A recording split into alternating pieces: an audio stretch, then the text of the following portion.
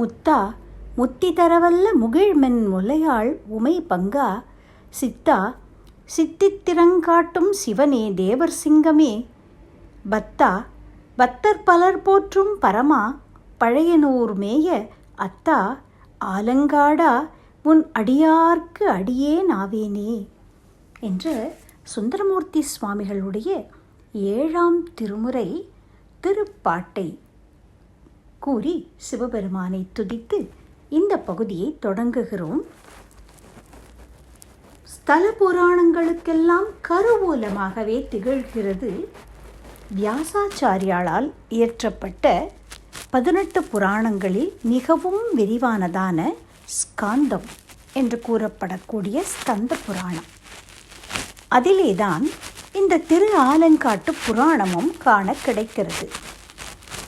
நைமிசாரண்யம் என்ற க்ஷேத்திரத்தில் சௌனகாதி மகரிஷிகள் வேண்டிக் கொண்டதற்கு இணங்க சூத மகரிஷி அவர்களுக்கு எடுத்து கூறுவதாக தொடங்கக்கூடிய இந்த புராணம், அதற்குள் மகாவிஷ்ணு ஆதிசேஷனுக்கு இந்த தலத்தின் பெருமைகளை உரைத்ததாக, மகாவிஷ்ணுவும் சிவபெருமான் சுனந்த மகரிஷிக்கு கூறிய வண்ணம் ஆதிசேஷனுக்கு உரைத்ததாக சூத பௌராணிகர் கூறுவதாக இவ்வாறு கதைக்குள் கதையாக விரிகிறது. நாம் இதுவரை பார்த்த இந்த 5 அம்பலங்களின் சரித்திரங்களில் சிதம்பரம் க்ஷேத்திரத்தில் முன்னமே வியாகிரபாத மகரிஷி தவம் செய்து கொண்டிருக்க அவரை அணுகி அவருடைய வழிகாட்டுதலின்படி தவம் இருந்து பதஞ்சலியாக அவதாரம் எடுத்திருந்த ஆதிசேஷனானவர் சிவபெருமானின் திருநடன காட்சியை கண்டு களித்தார் என்று கண்டோம். அதேபோல திருக்குற்றாலம் சித்திர சபையிலும் அகஸ்திய மகரிஷி ஏற்கனவே தவம் செய்து கொண்டிருக்க அவரை அணுகி அவரிடத்திலே பஞ்சாட்சர உபதேசம் பெற்று அவருடைய வழிகாட்டுதலின்படியே வாசுகி என்ற நாகராஜனும் சிவபெருமானுடைய திருநடன காட்சியை தரிசித்தார் என்று கண்டோம். அதேபோல இந்த திரு ஆலங்காட்டு ரத்தின சபையிலும் சுனந்த மகரிஷி என்ற பெயருடைய முஞ்சிகேச மகரிஷி பலகாலம் தவமேற்றியிருக்க அவரை அணுகி வணங்கி அவருடைய வழிகாட்டுதலின்படி தவம் இயற்றி கார்கோடகன் என்ற நாகனும் சிவபெருமானுடைய தரிசன காட்சியை கண்டார் என்பதை போன பகுதியில் கண்டோம். தல புராணங்கள் நமக்கு முக்கியமான புராணங்களில் கூறப்படாத பல வரலாறுகளையும் அந்த தலங்களின் பெருமைகளையும் மிகவும் அழகாக எடுத்து காட்டக்கூடிய காலத்தின் கண்ணாடிகளாக விளங்குகின்றன. அந்த பகுதியிலே விளங்கிய கலாச்சாரம், ஆட்சி முறை மற்றும் மக்களின் அன்றாட பழக்க வழக்கங்கள், இது போன்ற பல விஷயங்களும் ஸ்தல புராணங்கள் மூலம் நமக்கு தெரிய வருகிறது. இந்த புராணங்களில் உள்ளீடாக உள்ள ஒரு கருத்தை நாம் கூர்ந்து கவனிக்க வேண்டும். இந்த எல்லா சபைகளிலுமே ஏற்கனவே ஒரு மகான் தவம் இருக்க அவரை அணுகி வணங்கி அவரின் வழிகாட்டுதலின்படியேதான் இறைவனின் திருநடன காட்சியை இன்னொருவர் கண்டதாக அமைந்திருக்கிறது. இது எதை காட்டுகிறது என்றால், இறைவனை நம்மால் நேரடியாக அணுகிவிட முடியாது. அடியார்களை சரண் புகுந்து அவர்களுடைய சத்சங்கத்தால் அவர்களுடைய வழிகாட்டுதலின் படித்தான் இறைவனை அணுக வேண்டும் என்பதையும் மிகவும் நுட்பமாக இந்த புராணங்கள் நமக்கு காட்டுகின்றன. அதனால்தான் ஔவை பாட்டியும் சொன்னாள், இறைவனோ தொண்டர்தம் உள்ளத்துள் ஒடுக்கம் தொண்டர்தம் பெருமை சொல்லவும் பெரிதே என்று அடியார்களுடைய பெருமையை அளவிடவே முடியாது என்பதை மிகவும் அழகாக எடுத்து கூறினாள். இனி தொடர்ந்து திரு ஆலங்காட்டில் சிவபெருமான் திருநடனம் புரிந்த அந்த வரலாற்றை நாம் சிந்திப்போம். சிவபெருமானின் ஆணைப்படியே சுனந்த மகரிஷியும் கார்கோடகனும் முக்தி தீர்த்த கரையில் வந்து இந்த வட்டாரண்ய க்ஷேத்திரத்தில் தவம் இயற்றிக் கொண்டிருந்தார்கள் என்று போன பகுதியில் பார்த்தோம். நீண்ட நெடுங்கால தவத்தின் பயனாக தன்னுடைய தலையிலிருந்தே நாணல் புற்கள் முளைக்கும் அளவிற்கு தவம் இயற்றியதால் சுனந்த மகரிஷி முஞ்சிகேச மகரிஷி என்று அழைக்கப்பட்டார் என்ற விவரத்தையும் போன பகுதியில் கண்டிருந்தோம். இவ்வாறு கார்கோடகனும் சுனந்த மகரிஷியும் தவம் புரிந்து கொண்டிருந்த அந்த ஆலங்காட்டை ஒருமுறை காளியானவள் மிகுந்த உக்ரத்தோடு தன்னுடைய கூட்டங்களோடு வந்து அழிக்கத் தொடங்கினாள் என்று கதை சொல்லிக் கொண்டிருந்த திருமால் ஆதிசேஷனிடம் கூறினார். அப்போது ஆதிசேஷன், அடியேனுக்கு அந்த கதை யாது என்பதை தாங்கள் விரிவாக கூற வேண்டும் என்று மிகவும் பணிவோடு கேட்டுக்கொண்டார். அதன்படியே திருமாலும் ஆதிசேஷனுக்கு காளி இந்த க்ஷேத்திரத்துக்கு வந்ததான அந்த கதையை கூறத் தொடங்கினார். முன்னொரு காலத்தில் நிம்பன் சும்பன் என்னும் 2 அசுரர்கள் சிவபெருமானை நோக்கி கடுமையான தவம் புரிந்து வேண்டிய வரங்களை பெற்று தம்மை எதிர்க்கக்கூடியவர்களே இல்லாதபடி பராக்கிரமம் உடையவர்களாக 3 உலகங்களையும் தங்களுடைய ஆளுகைக்கு உள்ளாக்கி கொண்டு தங்களுடைய பரம்பரை எதிரிகளான தேவர்களை அடித்து நொறுக்கி துன்பப்படுத்தி வந்தார்கள். இவர்களோடு யுத்தம் செய்யக்கூடிய பராக்கிரமம் மிகுந்த பலம் இல்லாத தேவர்களும் தேவேந்திரனும் தேவலோகத்தையே விட்டு உலகில் தலைமறைவாக பல காலம் சஞ்சரித்து கொண்டு வந்தார்கள். இந்த அசுரர்கள் பிரம்ம விஷ்ணு ருத்ரர் முதலிய திரிமூர்த்திகளாலும் எதிர்க்க முடியாத அளவுக்கு தபோபலம் பெற்றிருந்ததால் தேவாதி தேவர்கள் அனைவரும் கூடி, இவ்விதமாக நாம் எவ்வளவு காலம்தான் ஒளிந்து கஷ்டப்பட முடியும், இதற்கு ஒரு வழி தேட வேண்டும் என்று திரிமூர்த்திகளிடமும் சென்று விண்ணப்பிக்க, தேவர்களே, சர்வசக்தி வாய்ந்த ஜெகன்மாதாவான ஸ்ரீ பரமேஸ்வரியை சரணடைந்து விண்ணப்பித்தால் உங்களுக்கு நற்காலம் உண்டாகும் என்று அவர்களுடைய ஆலோசனையின்படி அனைவரும் அம்பிகையை சென்று சரண் புகுந்தார்கள். பராசக்தியான இந்த தேவி எப்படிப்பட்டவள் என்பதை நடமாடும் தெய்வமான காஞ்சி காமகோட்டி பீட்டாதீஸ்வரால் ஜெகத்குரு ஸ்ரீ சங்கராச்சாரிய சுவாமிகள் மகாபெரிவா அற்புதமாக துர்கா பஞ்சரத்னம் என்ற ஒரு ஸ்தோத்திரத்திலே போற்றி துதித்திருக்கிறார். அதிலே பெரியவா சொல்கிறார், தே தியான யோகானுகதா அபஷ்யன் த்வாமேவ தேவீம் ஸ்வகுணைர்நிகூடாம் த்வமேவ சக்திஹ பரமேஸ்வரஸ்ய மாம் பாஹி சர்வேஸ்வரி மோக்ஷதாத்ரி என்று. அப்பேற்பட்ட அந்த தேவியை, ஆவியாய் முற்றுமாகி அகண்ட ஆனந்தமாய தேவியை தேவி சுக்தம் முதலிய தெய்வ வேதம் பாவிய மனுக்கள் ஓதி பற்பல காலம் போற்ற மேவி முன்னின்று நீவிர் வேண்டியது என்னை என்ன என்று இந்த புராணம் கூறுகிறது. அப்படி தேவியானவள் தேவர்களுடைய தவத்துக்கு இறங்கி அவர்களுக்கு பிரசன்னமாகி, தேவர்களே, நீங்கள் வேண்டும் வரம் யாது என்று கேட்க, கருணாம்பிகே, காக்கும் கடவுளாகிய நீ காவாதிருந்தால் நாங்கள் யாரிடம் சென்று சரணடைவோம்? நாங்கள் அசுரர்களாகிய நிம்ப சும்பர்களால் பல்லாண்டு காலமாக ஆற்றொணாத துன்பத்தை அடைந்து வருந்துகின்றோம்.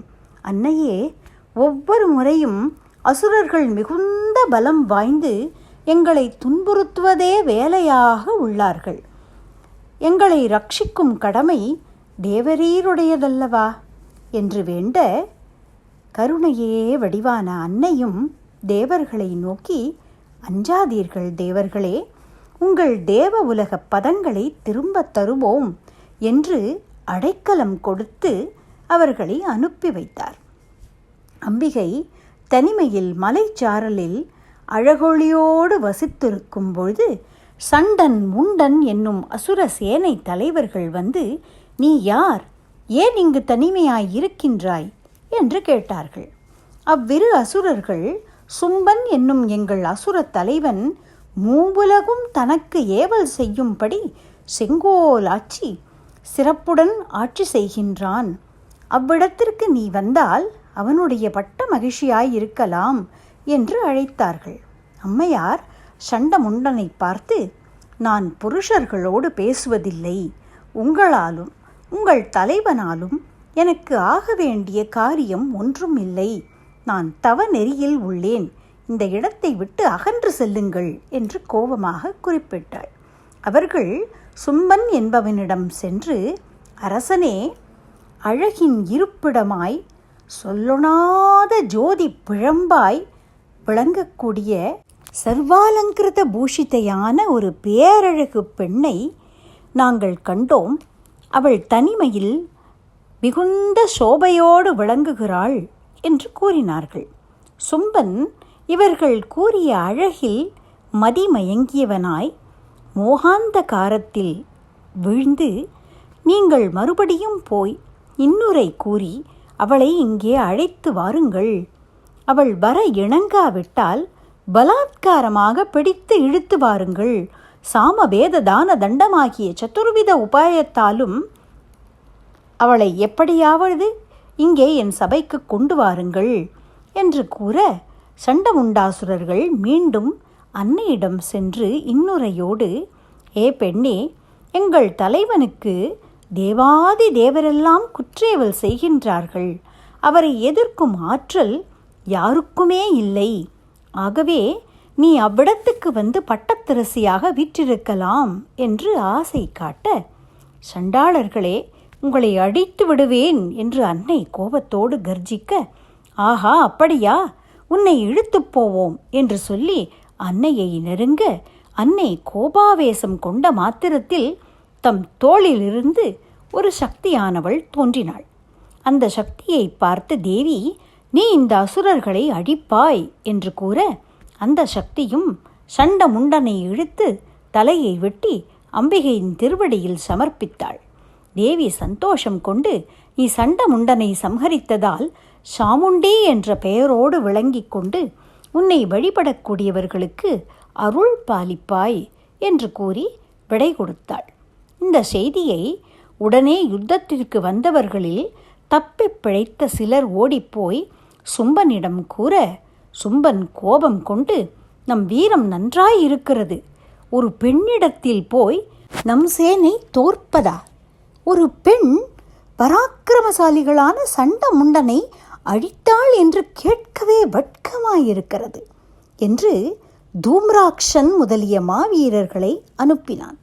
அவர்கள் வந்து அன்னையிடம் ஆரவரிக்க, அம்பிகை சப்த மாத்திருக்களையும் பிடாரி முதலிய சிவதூதிகளையும் இன்னும் அநேக உக்ர சக்திகளையும் உண்டாக்கி அனுப்ப, அசுர கூட்டங்களுக்கும் சக்தி கூட்டங்களுக்கும் கடும் போர் மூண்டு அசுர கூட்டங்களை சக்தி கூட்டங்கள் அழித்து வீழ்த்தின. இதை கேட்ட நிம்பன் உடனே ரத கஜ துரக பதாதிகளோடு அநேக வெள்ளம் சேனைகளை திரட்டி கொண்டு வருவதை பார்த்து, சக்தி சேனைகள், அம்பிகையே, நாம் சற்று தாமதித்தால் உலகையே அழித்துவிடக்கூடிய சேனைகள் அல்லவோ வருகின்றன என்று கூற, அபிராமி முதலிய சக்தி கூட்டங்கள் போர் செய்ய புறப்பட்ட போது பார்வதி தேவியானவர், சக்திகளே, நீங்கள் அசுர சேனைகளை ஹதம் செய்யுங்கள், நான் நிசும்பனோடு யுத்தம் செய்கிறேன் என்று புறப்பட்டு எதிர்த்து அஸ்திர சஸ்திரங்களால் கடும் போர் செய்து நிசும்பனின் தலையை வெட்டி வீழ்த்தினாள். நிசும்பசூதனி என்றே அன்னை அழைக்கப்படுகிறாள். இந்த அன்னை சோழர்களுக்கு குலதெய்வமாக விளங்கியிருக்கிறாள் என்பதாக தெரிகிறது. தேவதூதிகள் நிசும்பனோடு படையாக வந்த அத்தனை சேனைகளையும் வெட்டி வீழ்த்தி ஆரவரித்தார்கள். நிசும்பனோடு வந்த சேனைகளில் மடிந்தவைகள் போக எஞ்சியிருந்த வேறு சிலர் ஓடிப்போய் நிசும்பனுடைய தமையனான சும்பன் என்ற அசுரராஜனுக்கு தெரிவிக்க, அப்படியா, ஒருவருக்கும் நம்மோடு யுத்தம் செய்ய வேண்டும் என்ற எண்ணமே ஏற்படாதே. தேவர்கள் அனைவரும் நம் ஆணைக்கு அடங்கி நடப்பவர்களாயிற்றே. நமக்கு பயந்து தன் நாட்டை இழந்து மறைந்து வாழ்பவர்களாயிற்றே. அஷ்ட திக்பாலர்களும் நடுநடுங்கி நாமிட்ட ஆணைக்கு கட்டுப்படுகின்றவர்களாயிற்றே. பெண்கள் கூட்டம் வந்து எண்ணிலடங்காத நம் சேனைகளையும் அதிவீர பல பராக்கிரமுடைய அஞ்சா நெஞ்சரும் கொண்ட என் இளையவனான நிசும்பனையும் வெட்டி வீழ்த்தி விட்டார்கள் என்றால் இதைவிட எனக்கு வேறு என்ன இழுக்கு வேண்டும்? என் வீரமும் அரசும் எள்ளி நகையாடக்கூடிய நிலையில் அல்லவோ உள்ளது. வளையல் அணிந்த பெண் கூட்டங்கள் வந்து என் சேனைகளை சேனாதிபதிகளை அழித்து விட்டது என்றால் என் வீரமும் அரசும் நன்றாயிருக்கிறது. தம்பியோடு அநேக ஆயிரக்கணக்கான சேனை கூட்டங்களும் அழிந்தனவே என்று இந்த பெண் சிவதூதிகளை அழிக்காமல் விடப்போவதில்லை என்று கர்ஜனை செய்து கொண்டு சும்பன் என்ற அந்த அசுர தலைவன் அம்பிகையை எதிர்த்து வந்து கடும் போர் செய்தான். அப்போது அம்பிகை அநேக பாணங்களை வர்ஷிக்க சும்பன் தன் தவ வலிமையால் அனைத்தையும் சேதித்து அவளை பாணங்களால் வெல்ல முடியாமல் மாயையால் தான் வெல்ல வேண்டும் என்று நினைத்து அண்டங்கள் பிளந்து போகும்படியான பெரிய யானை உருவம் எடுத்து வர, ஓஹோ, இவன் இனி பல மாயை தோற்றங்களை எடுத்து போர் செய்ய போகிறான், காலங்கள் ஊழி கடந்து போகும், அதனால் இவனை இப்போதே வெட்டி வீழ்த்த வேண்டும் என்று அன்னை நிச்சயம் செய்தாள். அவள் ஞான வாள் ஏந்தி அந்த க்ஷணமே சும்பன் தலையை வெட்டி வீழ்த்தினாள். சிவதூதிகள் ஆரவாரத்தோடு களிநடம் புரிந்தார்கள். ஒளிந்திருந்த தேவர்கள் சந்தோஷ ஆரவாரத்தோடு பூமாரி பொழிந்து, தாயே ஜெகன்மாதா பரமேஸ்வரி கருணாமூர்த்தே, நாங்கள் உய்ந்தோம் உய்ந்தோம் என்று தேவியை பலபடியாக ஸ்தோத்திரம் செய்து தங்களுடைய திருமுடிகள் தேவியின் திருவடிகளில் படும்படி பலமுறை பணிந்து எழுந்தார்கள். இப்படி இருக்க சும்பன் நிசும்பன் என்னும் இரு அசுர தலைவர்களின் தங்கை கொடிய வாட்டவாகினியையும் தணிக்கப்பட்ட குரோதி என்பவளுக்கு ஒரு மைந்தன். இவன் ஆதிசேஷனால் தாங்கப்பட்ட இந்த உலகத்தை சுண்டு விரலால் தாங்கக்கூடிய அளவுக்கு வல்லமை உடையவன்.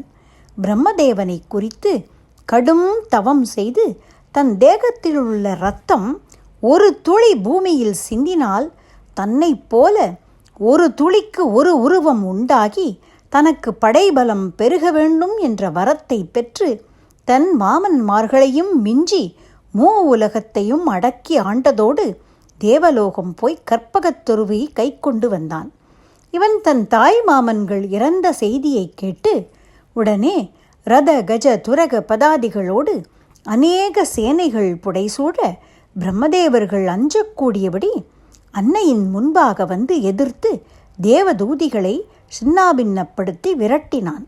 இவனுடைய தாக்குதலை தாங்க முடியாமல் சப்த மாதர்கள் கடுமையான பாணங்களை ஏவ இரத்த பீஜன் என்னும் அசுரன் மீது பாணங்கள் பட அவன் சரீரத்திலிருந்து சிதறிய இரத்தங்கள் ஒரு துளிக்கு ஒரு இரத்த பீஜனாக தோன்றி ஆயிரக்கணக்காக பெருகிவிட்டது. அது கண்டு சப்த மாதாக்கள், இதென்ன, நாம் பாணங்கள் போட போட அழிய வேண்டியது போக வளருகின்றதே என்று ஆச்சரியப்பட்டு அன்னையிடம் சென்று விண்ணப்பிக்க, ஓ அப்படியா என்று ரௌத்ராகாரமான கோபம் பொங்கி முகம் கருகருக்க கண்கள் சிகப்பேற தன் கோபத்திலிருந்து கோபாக்னிகளெல்லாம் திரண்ட உருவமாக ரௌத்ராகாரமான காளியை தோற்றுவித்தாள்.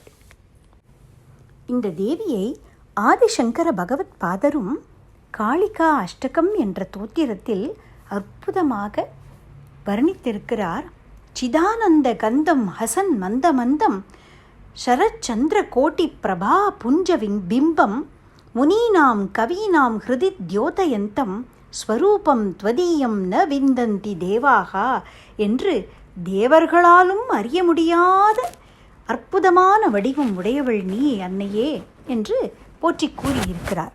அப்பேற்பட்ட இந்த காளி தேவி அம்பிகையின் சரணாரவிந்தங்களை பணிந்து நின்றாள். அன்னையும், ஹே காளி, இந்த இரத்த பீஜன் என்ற அசுரனது கூட்டங்களின் இரத்தம் பூமியில் சிந்தாத வண்ணம் உன் கரத்தில் ஏந்திய கபாலத்தில் இவர்களுடைய இரத்தத்தை பிடித்து புசித்து அழிப்பாயாக என்று உத்தரவிட்டாள். உடனே காளியானவள் அந்த க்ஷணமே அசுர கூட்டத்தில் புகுந்து சூலத்தால் குத்தி தூக்கி கபாலத்தில் இரத்தத்தை ஏந்தி மாமிசத்தோடு பக்ஷித்தாள். இரத்த பீஜன் முதலிய அசுர கூட்டங்கள் அடியோடு அழிந்தன. தேவாதி தேவர்கள் அம்பிகையின் திருவடிகளில் வீழ்ந்து பணிந்தார். சும்பன், நிசும்பன், இரத்த பீஜன் முதலான அசுரர்களை நிரசித்து தங்களை காத்த அம்பிகையை ஜெய ஜெயா போற்றி போற்றி என்று எல்லோர் தேவர்களும் போற்றி துதித்தார்கள். அயி நிஜஹுங்கிருதி மாத்திர நிராகிருத தூம்ர விலோச்சன தூம்ரசதே ಸಮರ ವಿಶೋಷಿತ ಶೋಣಿತ ಬೀಜ ಸಮುದ್ಭವ ಶೋಣಿತ ಬೀಜಲತೆ ಶಿವ ಶಿವ ಶುಂಭ ನಿಶುಂಭ ಮಹಾಹವ ತರ್ಪಿತ ಭೂತ ಪಿಶಾಚರತೆ ಜಯ ಜಯ ಹೇ ಮಹಿಷಾಸುರಮರ್ದಿನಿ ரம்ய கபர்தினி சைலசுதே என்று அன்னையை எல்லோரும் போற்றி துதித்தார்கள். ஆதி மத்தியம் அந்தம் எல்லாவற்றையும் கடந்த நிர்மல வடிவமே, உலகத்திற்கு மூலாதாரமான பொருளே, அன்னமே, உலகங்களையெல்லாம் ஈன்ற அருட்கடலே, எங்களுக்கெல்லாம் அபயம் கொடுத்த ஏக தத்துவமே, சின்மய பொருளே, தேவியே போற்றி போற்றி என்று தேவர்கள் வழிபட்டார்கள். அம்பிகையும் தேவர்களை பார்த்து, தேவர்களே, உங்கள் பயத்தை போக்கினோம். இனி நீங்கள் நன்னெறியோடு நடந்து கொண்டு தங்கள் தங்கள் உலகங்களுக்கு சென்று தங்களுடைய பதவிகளில் அமர்ந்து சுகமாக வாழுங்கள் என்று அவர்களை வாழ்த்தி அருள் புரிந்து அனுப்பினார். பின்னர் அன்னை காளியை பார்த்தாள். கையில் வாளும் பாசக்கையும் கொண்டவளாக இருந்தாள் அவள். கழியின் முனையில் கபாலத்தை கொண்ட கட்வாங்கம் என்ற ஆயுதத்தை தரித்திருந்தாள். கபால மாலை அணிந்திருந்தாள். புலித்தோலை அணிந்திருந்தாள். அவளுடைய தேகம் எலும்பும் தோலுமாக இருந்தது. அவளுடைய வாய் பிளந்திருந்தது. அதிலிருந்து நாக்கு வெளியே தொங்கிக் கொண்டிருந்தது. அவளுடைய கண்கள் உள்ளடங்கி இருந்தன. விக்கிரகங்களில் காளியை வடிக்கும் பொழுது தலையை சுற்றி நெருப்பு பிழம்பு காட்டப்பட்டிருக்கும். அது மேல் நோக்கி அந்த நெருப்பு ஜுவாலை இருப்பது போல் காட்டப்பட்டிருக்கும். அப்படிப்பட்ட இந்த காளி தேவியை பார்த்து, நீ மிகுந்த வல்லமையோடு வீர தீரமாய் இரத்த பீஜனை வதம் செய்து தேவர்களுக்கு சகாயம் செய்தபடியால் சண்டி என்னும் பெயருடன் புருஷ வலிமைகளெல்லாம் பொருந்தி தேவாதி தேவர்களுக்கும் வரம் தரும் ஆற்றல் உடையவளாய் விளங்குவாய். இனி நீ பூத வேதாளங்கள் புடைசூழ உலகெங்கும் ஜெயம் பெற வாழ்ந்து கொண்டு பலகாலம் சென்ற பின்னர் பரஞ்சோதியும் பசுபதியும் பொன்னார் மேனியனும் புண்ணியஸ்வரூபியும் புவனாதிபதியும் பகவானும் சாந்தனும் சாமவேதகான பிரியனும் சர்வ பாபங்களையும் போக்கும் சங்கரனுமான தனக்கு ஒப்பில்லாத தனிப்பெரும் தெய்வமான சிவபெருமான் தாண்டவம் செய்ய கருதி ஸ்ரீ வட்டாரண்யம் என்னும் க்ஷேத்திரத்தை தேடி வரும்பொழுது தவசிரேஷ்டராகிய சுனந்த முனிவருக்கு எதிராக அப்பரமேஸ்வரனோடு உலகமெல்லாம் அதிர நடம் புரிந்து உலகமெல்லாம் போற்ற அப்பரம்பொருளின் பக்கலில் வாழ்வாயாக என்று அருள் பாலித்து அருளினார். இதன் பின் காளி தேவியானவள் அசுர மாம்ச இரத்த பானங்கள் செய்ததால் மத்தோன்மத்தமாகியதோடு அம்பிகையின் வரபலத்தையும் கொண்டு ஒவ்வொரு வனமாக திரிந்து தன் பரிவாரங்களுடன் அங்கு இருக்கக்கூடிய மிருகம் பட்சிகளை பிடித்து புசித்து கொண்டு திரு ஆலங்காட்டு வன வளங்களை பார்த்து ஆவல் கொண்டு அங்கே வந்தாள். அங்கே பரம்பொருள் திருக்கோவில் கொண்டு வீற்றிருந்தருளும் இடமாக இருந்ததால் கூப்பிடு தூரம் அளவிற்கு வெளியே தங்கி ஆரண்யம் முழுவதும் தன் வசமாக்கி கொண்டு மிருக கூட்டங்களுடனே மனிதர்களையும் கொன்று தின்று கொண்டு தான் தேவியின் அம்சம் என்பதை மறந்து உக்ர வடிவத்தையும் மாம்ச பக்ஷணத்தையும் நீக்கிக் கொள்ளாமல் உயிர் வகைகளை வதைத்து உண்டு களிப்புற்று வந்தாள். ஆனால் மனதில் அம்பிகை ஆதியில் தனக்கு கட்டளையிட்ட அருள்மொழி நினைவிருந்தது. நம் பேராற்றலை எதிர்க்க யாராலும் முடியாதல்லவா, இவ்வுலகம் நம் பராக்கிரமத்தால் அல்லவா கிடைத்திருக்கிறது என்று அகங்காரம் கொண்டு எல்லா வனங்களையும் அழித்து வந்ததைப் போல ஆலவனத்தையும் அழித்து வரத் தொடங்கினாள். இப்படி இருக்கும் பொழுது ஒரு நாள் திரிலோக சஞ்சாரியான நாரத முனிவர் ஆலவனத்தை அமர்ந்தருளும் அப்பனை தரிசிக்க கருதி அங்கே வந்து அங்கே கோவில் கொண்டிருக்கும் தேவர்சிங்க பெருமானை தரிசித்து புஷ்கரணியில் நீராடி கார்கோடகனையும் அங்கே தவம் புரிந்து கொண்டிருந்த சுனந்த மகரிஷியையும் வணங்கி அங்கே இருக்கும் பொழுது காளியானவள் அந்த வனத்தில் புகுந்து நாரத மகரிஷியை தாக்க முற்பட்டாள். அப்போது நாரத மகரிஷி ஆகாய மார்க்கமாக மறைந்து வைகுண்டத்திற்கு போய் ஸ்ரீமன் நாராயணனிடம் இந்த செயலை விண்ணப்பித்தார். உடனே மகாவிஷ்ணுவானவர், நாரதரே, காளியானவள் யாராலும் அழிக்க முடியாத இரத்த பீஜனை வதம் செய்து அதனால் அம்பிகையால் கொடுக்கப்பட்ட வரங்களால் அத்தலத்தில் வசிக்கின்றாள். அவளை யாராலும் வெல்ல முடியாது. ஒரு காலத்தில் சிவபெருமான் சுனந்த முனிவருக்கு கொடுத்த வரத்தால் அத்தலத்தில் வந்து தாண்டவம் இயற்றி காளி தேவியை அடக்குவார். அதனால் நீர் கையிலைக்கு சென்று முறையிடுவீராக என்று ஆலோசனை கூறினார்.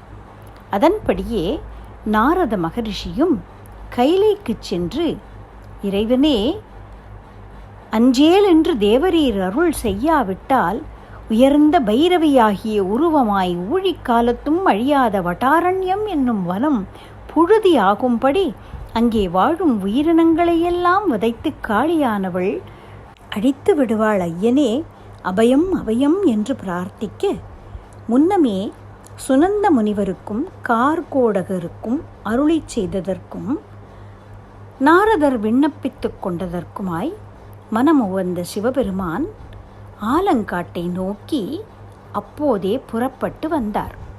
அவர் வரும் தோற்றமானது ஆத்யந்த பிரளய காலத்தில் எடுத்துக்கொள்ளும் கால ருத்ர வடிவம் போன்று இருந்தது. கொடுமையான ஊழி தீயையும் கோபிக்கும்படியான பைரவ மூர்த்தமாக இருந்தது. கபாலத்தை கையில் ஏந்தி சூலத்தை சுழற்றி கொண்டு கபாலம், சூலம், அங்குசம், பாசம், வாள், கேடயம், வேல், மணி ஆகிய 8 படைகளும் 8 திருக்கரங்களில் பிரகாசிக்க ஐயனார், கந்தவேள், பிருங்கி முனிவர், நந்திதேவர், சண்டிகேஸ்வரர் முதலியோர்களும் கணநாதர்களும் புடைசூழ நடன கோலத்தோடு காளி வாசம் செய்யும் வனத்திற்கு வந்தார். காளிக்கு படைகளாக உள்ள பூதங்கள், பைசாசங்கள், வேதாளங்கள், டாக்கினி, சாக்கினிகள் இவர்கள் சிவசேனைகளை பார்த்ததும் போர் முரசக் கொடி தூக்கி சிவசேனைகளை தாக்கத் தொடங்கினார்கள். சிவபெருமானுடைய சேனைகள் காளியின் சேனைகளை தாக்க அங்கே கடும் போர் நிகழ்ந்தது. அப்போது சிவசேனைகள் தாக்கு பிடிக்காமல் கலைந்தோட ஐயனார் வெள்ளை யானை மீது ஆரோகணித்து வந்து காளியின் சேனைகளை தாக்கினார். காளியின் சேனைகள் நிலை குலைந்து காளியிடம் சென்று, அபயம் அபயம், ஒரு வீர புருஷன் வென்று போர் முனையில் நின்று எங்களை வாட்டி வதைக்கிறான் என்று முறையிட, இவ்வாறு 2 தரப்பிற்கும் கடுமையான போர் நிகழ்ந்தது. அப்போது ரௌத்ராகாரமான கோபத்தோடு கால பைரவி உருவம் கொண்டு பூமி எதிர உலகமெல்லாம் நடுங்கும்படி காளி கோபத்தோடு புறப்பட்டு வர அவளுக்கு எதிரே சிவபெருமான் சூலபாணியாய் வந்து நின்றார். அவருடைய தோற்ற பொலிவை பார்த்து ஆதி காலத்தில் அம்பிகை நமக்கு கட்டளையிட்டபடி சிவபெருமானேதான் வருகின்றார் போலும் என்று நினைத்த காளியானவள் எப்படியாவது இவரிடம் பேசி நடன போட்டிக்கு சம்மதிக்கச் செய்ய வேண்டும் என்று கருதி, நீ யார் என்று பரமேஸ்வரனை பார்த்து கேட்டார். நீ இப்போது இருக்கும் நிலையில் எம்மை அடையாளம் கண்டுகொள்ளக்கூட இயலாதவளாய் இருக்கிறாய். யாம் நித்தியவாசம் செய்யும் தலம் இது. எம் அடியார்கள் இங்கே தவம் இயற்றுகிறார்கள். அதனால் இங்கிருந்து நீ நீங்கிச் சென்றுவிடு என்று பரமேஸ்வரன் கூற, அம்பிகை கொடுத்த வரங்கள் காளிக்கு நினைவுக்கு வர அவரை நிறுத்து போட்டிக்கு அழைத்தாள். உடனே இறைவனும் அதற்கு சம்மதித்து கார்கோடகருக்கும் சுனந்த முனிவருக்கும் நிறுத்த தரிசனம் தந்தருளுவோம் என்று தாம் அருளியுள்ளதை நினைத்து, நம் நடனத்தை தாங்கும் சபை யாது, எங்கு செய்யலாம் என்றார். காளியோ, நீர் எங்கு நிச்சயிக்கின்றீரோ அங்கு நானும் வர சம்மதம் என்று கூற, திருவாலங்காட்டு முக்தி தீர்த்த கரையை பரமேஸ்வரன் தேர்ந்தெடுத்தார். உடனே சிவபெருமானின் திருநடனத்தை தரிசனம் செய்ய வேண்டும் என்ற ஆவலோடு இந்த ஆலங்காட்டு தலத்தை சுற்றிலும் ஆசிரமம் அமைத்து கொண்டு தவம் ஏற்றிக் கொண்டிருந்த முனிவர்கள் அத்துணை பேரும், தேவர்களும் மூவர்களும் அந்த திருநடன காட்சியை காண அங்கே குழுமினார்கள். இப்போதும் கூட மகரிஷிகள் வாழ்ந்து வந்த ஆசிரமங்கள் அவர்களுடைய பெயர்களாலேயே திரு ஆலங்காட்டை சுற்றி பராசரபுரம், வேணுகோபாலபுரம், வியாசபுரம், சௌனகபுரம், மிருத்யுஞ்சயபுரம், ஸ்ரீதரபுரம், கவேரராஜபுரம், வீரராகவபுரம், ஸ்ரீஹரிபுரம், புண்டரீகபுரம் என்று பல பெயர்களில் வழங்கப்படுவதை காண கிடைக்கிறது. இப்படி பரமேஸ்வரனுடைய நடனத்திற்காக வந்து குழுமியுள்ள தேவர்களையும் முனிவர் கூட்டங்களையும் பார்த்து சொன்னார், சபையோர்களே, இந்த காளியானவள் நம்மை பார்த்து வாத முகமாக நிறுத்தம் செய்யும்படி கூறியிருக்கிறாள். யான் பிறகிடும்படி செய்தபின் இந்த வனத்திற்கு அவள் வரலாம் என்பதே போட்டியின் நிபந்தனை. நீங்கள் நடுநிலையாளர்களாக இருப்பதோடு நடனத்திற்கு இன்றியமையாததும் சோபை தருவதுமாகிய இசைக்கருவிகளை கொண்டு பக்கவாத்தியங்களை முழக்குவீர்களாக என்று ஆணையிட்டார். அதன்படியே மகாவிஷ்ணு மத்தளம் வாசிக்க, பிரம்மதேவர் தாளம் இசைக்க, சரஸ்வதி தேவி வீணை மீட்ட, தும்புரு முனிவரும் நாரத முனிவரும் கீதம் பாட, தேவ கன்னியர்கள் லயப்பிரமாணத்திற்கு ஒப்ப கைகளை தட்ட, சூரிய சந்திரர்கள் வேணு என்று சொல்லக்கூடிய புல்லாங்குழல் இசை முழக்க, நந்தியம் பெருமானும் முருகப் பெருமானும் மிடற்று இசை பாட, முஞ்சிகேச முனிவர் என்று அழைக்கப்படும் சுனந்த முனிவர், கார்கோடகர் இருவரும் தலைமை தாங்க, இறைவன் சாமவேதத்தில் கூறும் வண்ணம் ஏழிசை முழங்க தன்னுடைய திருநடனத்தை தொடங்கினார். காளியும் மிகுந்த அலங்கார பூஷிதையாய் அற்புதம், ரௌத்ரம், கருணை, குர்ச்சை, சாந்தம், சிங்காரம், பயம், பெருநகை, வீரியம் என்று சொல்லப்பட்ட நவரசங்களும் வெளிப்பட பாவ லட்சணங்களுடன் அற்புதமாக நடனம் செய்தார். முதல் சுற்று நடனம் நிகழ்ந்து முடிந்த பிறகு இரண்டாவதாக சண்ட தாண்டவம் செய்வதற்கு உருப்பட்டு இறைவன் வலது திருவடியை பூமியில் ஊன்றி இடது திருவடியை விண்ணளாவத் தூக்கி விஸ்வரூபத்தோடு அக்னியை போன்ற விஷமுடைய சர்ப்பங்களும் மழுப்படையும் உடுக்கையும் அக்னியை கக்கும் சூலாயுதமும் சப்திக்கக்கூடிய கிண்கிணி கோவைகளும் அபயம் ஆகிய அழகிய திருக்கரங்களை முறையாக நீட்டி இளம் சந்திரனும் கங்கையும் அக்னியும் கொஞ்சம் கூட அசையாமல் வீரம் ததும்ப கோபாவேசத்தோடு சண்ட தாண்டவத்தை ஆடி அருளினார். அப்போது இயற்கை அண்டங்களும் சூரிய சந்திரலோகம் நட்சத்திர கூட்டங்கள் 7 கடல்கள் எல்லாம் நிலை குலைந்து அதிரும் வண்ணம் அண்ட கட்டாகம் ஊடுருவ மகா உக்கிரமான சண்ட தாண்டவத்தை ஆடினார். இந்த ஆடலினால் சபையாக கூடியிருந்த தேவாதி தேவர்கள் ரிஷிகள் எல்லோரும் தன் வயமற்று மூர்ச்சித்து மயங்கி வீழ்ந்தார்கள். காளியும் இந்த தாண்டவத்தின் வேகத்தை தாங்க முடியாமல் மோகமடைந்து மயங்கி வீழ்ந்தாள். இந்த தாண்டவத்தில் நடந்த அதிசயம் பரமேஸ்வரனுக்கு அல்லாமல் அங்கிருந்த வேறொருவரும் கண்டாரில்லை. ஆடிடும் அளவின் அங்கோர் அதிசயம் அரணே அல்லான் மாடுளர் ஒருவர் காணார் மணிக்குழை வீழ வவ்வி தோடுரு காதின் மீள அணிந்தனன் சுருதிநாதன் பீடியல் பௌரி சண்ட தாண்டவம் பிறங்கிச் செய்ய என்று கூறுவது போல் இரத்தின கச்சிதமாகிய தன்னுடைய குண்டலம் பூமியில் கடன்று விழ அதை காலால் வவ்வி எடுத்து தோடுகள் தங்கிய திருச்செவியில் மறுபடியும் தரித்தார். இதை யாரும் கண்டிலர்.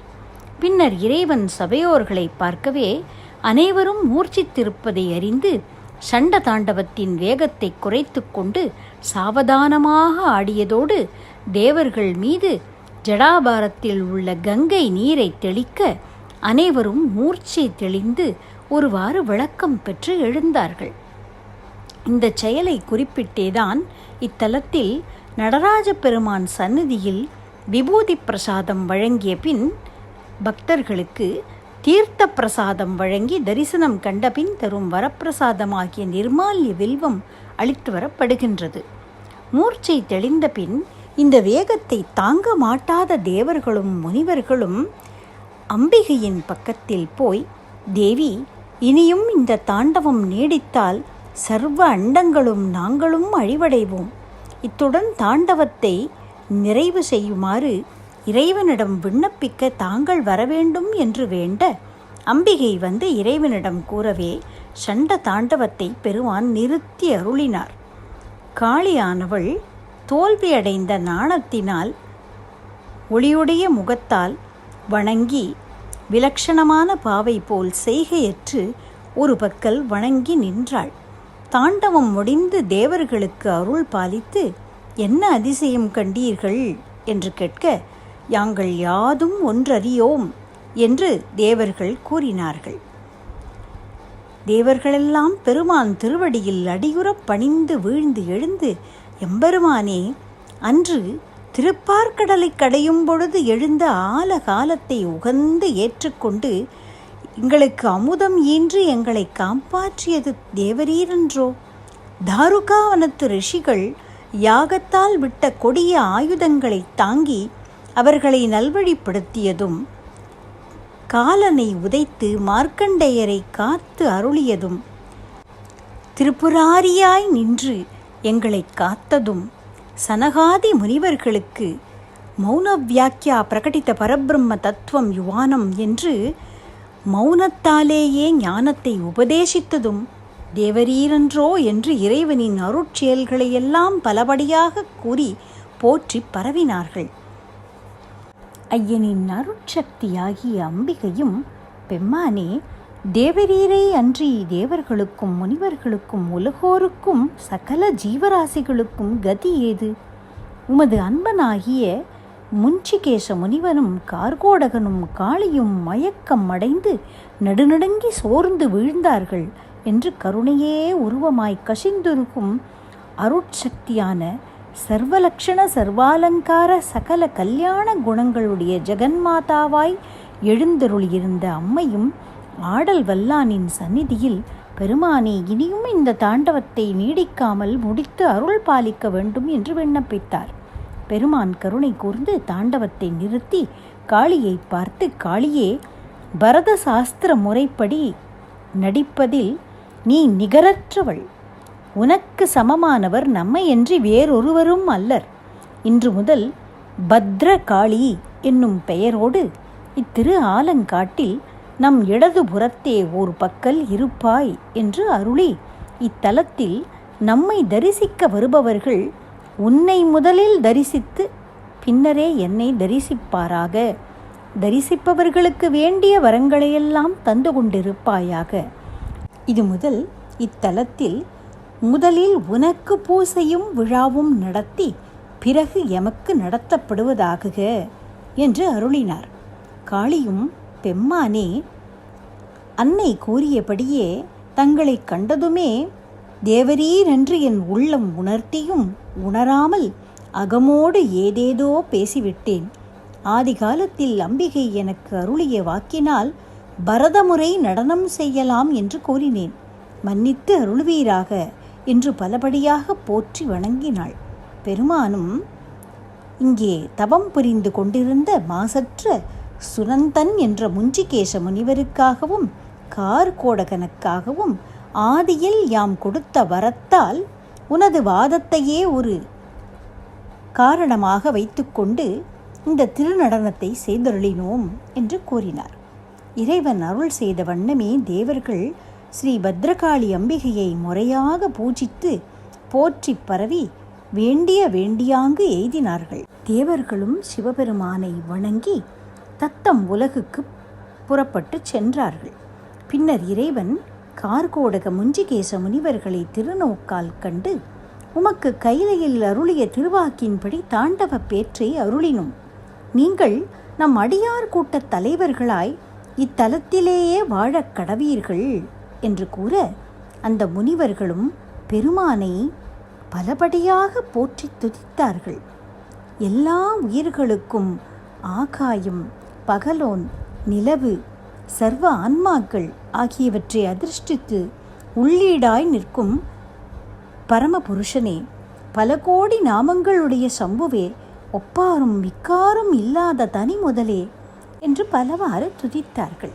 சிவபெருமானும் அவர்களை நோக்கி, அன்பர்களே, நம்மை தரிசிக்க வருபவர்கள் உங்களையும் தரிசித்தால்தான் முழு பயனையும் அடைவார்கள் என்று வரம் கொடுத்தார் என்று திருமால் இந்த தலத்தின் பெருமையையும் இறைவன் அங்கே சண்ட தாண்டவம் என்று சொல்லப்படக்கூடிய அந்த ஊர்துவ தாண்டவத்தை செய்த அந்த அற்புதமான நிகழ்வையும் பற்றி ஆதிசேஷனுக்கு விவரித்து கூறினார். கடல் சூழ்ந்த உலகத்தில் இத்திருவாலங்காட்டுக்கு நிகராகிய தலமில்லை. இந்த திரு ஆலங்காட்டில் சந்திரசூடனான பரமேஸ்வரன் செய்த உயர்ந்த நடனத்தை போன்ற நடனமும் இல்லை என்றெல்லாம் பலபடியாக போற்றி கூறினார்.